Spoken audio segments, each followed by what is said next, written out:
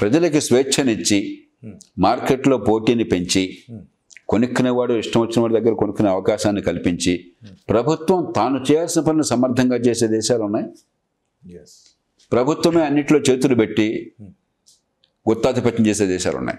మరి కొన్ని చోట్ల అయితే ఒకే దేశంలో ఒక భాగం ఎట్లా ఉంది, ఇంకో భాగం ఎట్లా ఉంది. ఉదాహరణకు జర్మనీ. తూర్పు జర్మనీ ఈ సోషలిస్ట్ విధానాలతో ప్రభుత్వ గుత్తాధిపత్యంతో నడిచింది 1989 దాకా, 45 నుంచి రెండో ప్రపంచ యుద్ధం తర్వాత. పశ్చిమ జర్మనీ అలా కాకుండా ఏదైతే నేను చెప్తున్నానో అది చేసింది. ప్రజలకు స్వేచ్ఛనిచ్చి ప్రభుత్వం తన పనిని తాను సమర్థంగా చేసి మౌలిక సదుపాయాలను కల్పించి చట్టబద్ధ పాలన ఇచ్చిన దేశాలు. అలాగే కొరియా ఉంది. ఒకే దేశం ఒకప్పుడు, ఒకే భాష, ఒకే దేశం, రెండు ముక్కలైంది. ఉత్తర కొరియా పూర్తిగా కమ్యూనిస్టు. అప్పటికి ఇప్పటికి కూడా ఆ కమ్యూనిస్టు ప్రజలు పూర్తిగా వాళ్ళ చేతుల్లో గుత్తాధిపత్యం, ప్రజలకు ఆర్థిక స్వేచ్ఛ లేదు, అంతా ప్రభుత్వం చేతిలో ఉంది. దక్షిణ కొరియా ప్రజల పని ప్రజలు చేస్తున్నారు, ప్రభుత్వం పని ప్రభుత్వం చేస్తుంది. ఒక్కసారి మీరు చూడండి, ఉత్తర కొరియా ఎట్లా, దక్షిణ కొరియా ఎట్లా. దక్షిణ కొరియా ఇక్కడ ఉంటే ఉత్తర కొరియా ఇక్కడ ఉన్నది. పశ్చిమ జర్మనీ ఇక్కడుంటే తూర్పు జర్మనీ ఇక్కడికి వెళ్ళింది.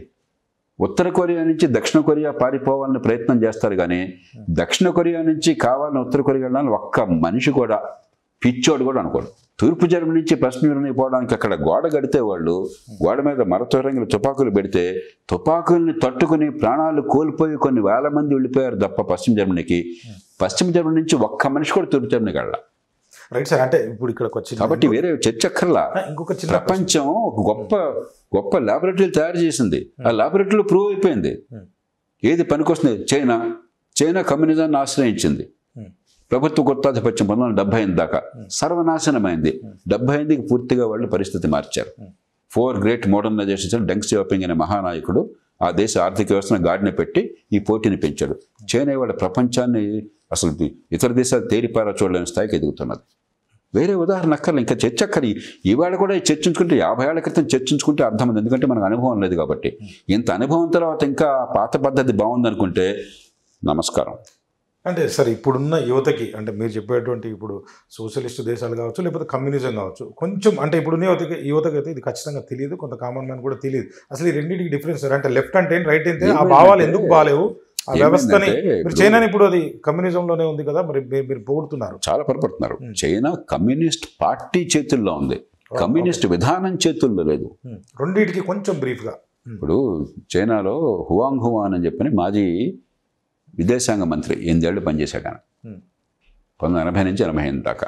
2005లో మా బృందం ఒకటి చైనా వెళితే ఆయన మాకు ఆతిథ్యం ఇచ్చారు. మాకు హోస్ట్ ఆయన. చైనా గొప్ప రెస్టారెంట్లో మాకు మంచి విందు భోజనం ఏర్పాటు చేశారు.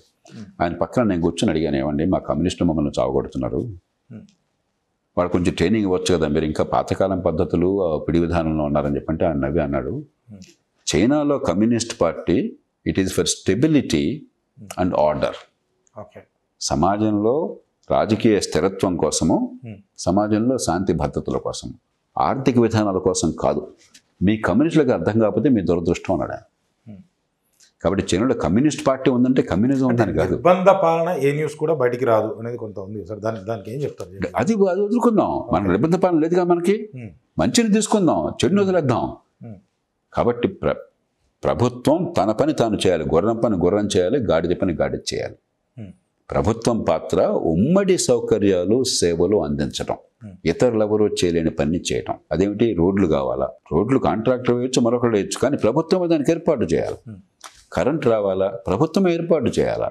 వరద నివారణ కావాలి, మురుగునీటి పారుదల కావాలి, మరి ట్రాఫిక్ నియంత్రణ కావాలి, కోర్టుల్లో న్యాయం అందాలి, పోలీసులు రక్షణ ఇవ్వాలి, నేరాలు పరిశోధించాలి, వివాదాలు పరిష్కారం చేయాలి. ఇవన్నీ ప్రభుత్వంతో వేరే మార్గం లేదు. ఆ పనులు సమర్థంగా చేయాలి. మంచి విద్య అందించాలి, మనిషికి పాఠశాల స్థాయిలో ప్రతి బిడ్డకి ఈ కులం ఈ వర్గం అని లేకుండా మంచి ప్రమాణ విద్య అందించాలి, మంచి ఆరోగ్యం అందించాలి. ఇవి ప్రభుత్వం చేస్తే మిగతాదంతా మనం చూసుకుంటాం. ఇప్పుడు మీరు నేను కూర్చున్నాం, ఆయన ప్రైవేటు, మీరు ప్రైవేటు, నేను ప్రైవేటు, ఆయన ప్రైవేటు. నేను గవర్నమెంట్ ఎందుకు? ఇంత తపనతో, ఇంత పోటీతత్వంతో, ఇంత ప్రతిభ చూపెట్టి గవర్నమెంట్ చేయగలుగుతుందా? అసాధ్యం. ప్రైవేట్ రంగంలో షాప్ నడిపేవాడు, ఫ్యాక్టరీ నడిపేవాడు మరొకడు, నా పిల్లలు బాగుపడాలా, నేను మిగతా వాళ్ళకంటే ఎక్కువ అమ్ముకోవాలా, నాకు లాభం ఎక్కువ రావాలా, నేను బతకాలని చెప్పని ప్రాణవడ్డీ చేస్తాడు. నెల జీతం వచ్చేవాడు ప్రాణవడ్డీ చేస్తాడా? ఎందుకు చేస్తాడు? అందుకని అన్ని దివాలా తీసినాయి ప్రభుత్వంలో, అన్ని దివాలాగా ప్రభుత్వంలో. కాబట్టి ప్రభుత్వం చేయాల్సిన ప్రభుత్వం సమర్థంగా చేయాలి. ప్రైవేట్ రంగాన్ని ప్రోత్సహిస్తున్న జేపీ లేకపోతే ఎఫ్డిఆర్ అనుకోండి. అంటే ఇప్పుడు ప్రభుత్వ జాబుల కోసం ఇంత పోటీ. ప్రైవేట్ రంగం అంటే క్లారిటీ ఇవ్వండి సార్. ప్రైవేట్ రంగం అంటే ఎవరిది? ప్రజల రంగం. కేబీఆర్ పార్క్ బయట కూరగాయలు అమ్ముకునే తల్లి ప్రైవేట్ రంగం. అక్కడ షాపులో ఉత్పత్తి చేసేవాడు ప్రైవేట్ రంగం. ఒక చిన్న ఫ్యాక్టరీలో చిన్న ఈ సోఫా చేసే మనిషి ప్రైవేట్ రంగం. ఈ బల్ల చేసే మనిషి ప్రైవేట్ రంగం. అదిగో అక్కడ కెమెరా నడుపుతున్న కుర్రాడు ప్రైవేట్ రంగం. వీళ్ళంతా దేశద్రోహులా? నెలకి ₹1,00,000 జీతం తీసుకుని పని చేయకుండా కూర్చున్న వాళ్ళు ప్రజలకి మేలు చేసేవాళ్ళు. ఏం మాట్లాడుతున్నాం మనం?